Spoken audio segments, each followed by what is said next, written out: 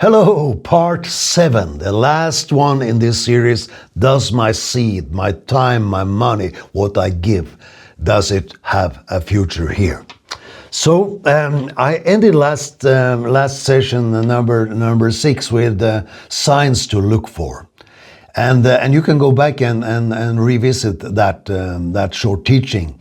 Another sign to look for is they take up your time, but they don't follow your advice. And you loan them money. Another sign to look for: if you give them a loan, they never pay back. So today, God can give it to you, but can God give it through you? I hope you are not too disappointed by what you have heard in the previous six programs. That's my intention, is not to kill the giver in you. Please, God forbid. If you are a giver, don't give up giving, because there is good soil, and that gives you joy and satisfaction. If you see that what the precious values you share with others are multiplied in others and become a blessing. That is the blessed life. But God can give us many things. But today I will end the whole program, the whole series, with this question: God can give it to you, but can God give it through you? That's a thinker. Think about this. Are you a terminal? A terminal means the end. Terminal disease, like cancer can be. It's also, they are using these names, terminal and cancer combined. So terminal means the end. That's the end station. Are you an end station, or are you a distributor? If you go to the Bible, if you have read everything in the Bible, and you come to the end of the Bible, and then you see before the last cover, the end cover, in most of the Bibles there is a map, or several maps from the Middle East. And if you look at the land of Israel, there are two seas: the Sea of Galilee and the Dead Sea. All the water come from the same source, the River Jordan. I've been there many times. In the Sea of Galilee, there are a lot of fish. It's life, it's green all around. But the same water is also running through that Sea of Galilee, and down the River Jordan continues into the Dead Sea, and there is nothing there. Why? Why is this? It's all dead. No fish, no nothing, no tree, nothing. Why? It's all dead and salty. Why? Because the River Jordan is flowing into the Sea of Galilee, where most of the stories about Jesus is referring to his healing. It was also blossoming then. But at the other end of the lake of Galilee, there is also an outflow. The same water that flows into the sea is also flowing out of the sea. It's an inflow and an outflow.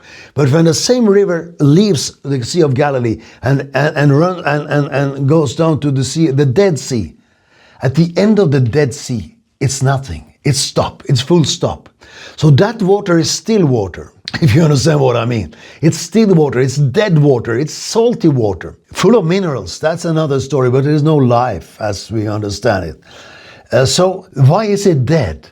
Because God gives the water to the Dead Sea, but God is not able to let the Dead Sea, God is not able to let that sea, to give through that sea, like the Sea of Galilee. That was a little bit complicated said. So God can give salvation to you.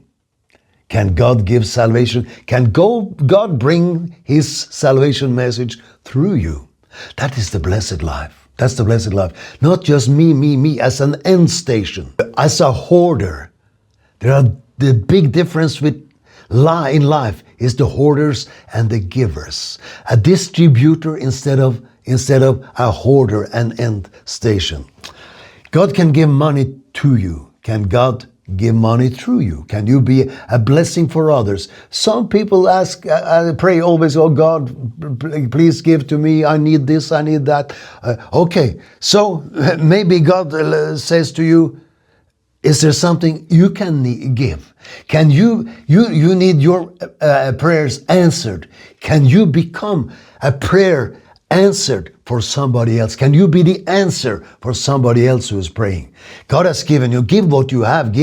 Start in the small. Sow a little bit and see how that God can only multiply what you sow, not what you sow or hoard. You know, not what is stored in a container. That doesn't bear fruit. That doesn't grow. But what is planted, taken out of the sack, out of the bucket, out of the container, and planted in the soil. You can't. It's a disaster if the farmer eats all the potatoes himself and for his family, and when the time comes to sow, he has eaten it all. He had consumed his future. That's a Dead Sea. It's a Dead Sea life, and it has consequences. So God give you money. Are you faithful with the money? When God reminds you to give to somewhere, somebody, to a vision, are you? Is it easy for you to give, or is it like? We have coins in Norway. The picture of the coin of the king is on one side of the coin, on coins, king, our Norwegian kings. And I used to jokingly say that some people in the churches, they hold their coins so tight and they squeeze their hands. So when they open the hand, they see the king is weeping. It's been painful. That's a joke. But God can give money to you. Can He give it through you? I love books.